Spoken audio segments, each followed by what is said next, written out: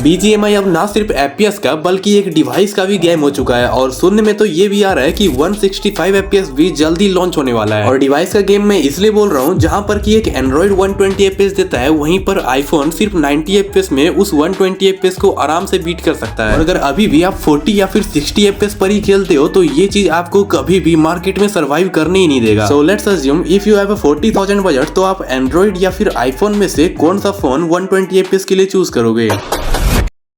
अब 40,000 के बजट में ऐसे बहुत सारे फोन्स हैं जो कि 120 FPS कंसिस्टेंटली गेमिंग करवा सकते हैं, लेकिन आईफोन के केस में यहाँ पर थोड़ा सा मुश्किल हो सकता है क्योंकि इस बजट में कोई भी आईफोन 120 FPS की गेमिंग नहीं करा सकता। बट अगर हम बात करें सेकंड हैंड या फिर रिफर्बिश्ड मार्केट की, तो यहाँ पर डेफिनेटली कोई ना कोई आईफोन हमें जरूर मिल सकता है। तो अगर आप लोगों का बजट 40,000 बिल्कुल टाइट है तो आपके लिए कौन सा फोन एक बेस्ट ऑप्शन हो सकता है, इसी चीज को आज के इस वीडियो के अंदर हम लोग डिस्कस करने वाले हैं। तो अभी के लिए आप लोग वीडियो को हाइप कर देना और वीडियो पूरी वॉच करो। अगर वीडियो अच्छी लगे तो सब्सक्राइब करना, वरना मत करना। तो अब मैं आप लोगों को जितने भी डिवाइसेस के बारे में बताने वाला हूँ, इन सभी डिवाइस में 120 FPS सपोर्ट करती है और इसके अलावा आप लोग इन सभी फोन्स के अंदर स्क्रीन रिकॉर्डिंग भी काफी आराम से कर सकते हो। अब एंड्रॉइड के अंदर तो हमें बहुत सारे ऑप्शंस देखने को मिल जाते हैं, जैसे Realme GT7, OnePlus 13R, Samsung Galaxy 24 FE, iQOO Neo 10 और इसके अलावा भी और भी बहुत सारे ऑप्शंस मिलते हैं। बट इन सभी डिवाइसेस में मेरे अकॉर्डिंग जो सबसे अच्छा परफॉर्म करेगा वो iQOO Neo 10 ही होगा, क्योंकि मैं खुद भी एक iQOO यूजर हूँ और मुझे पता है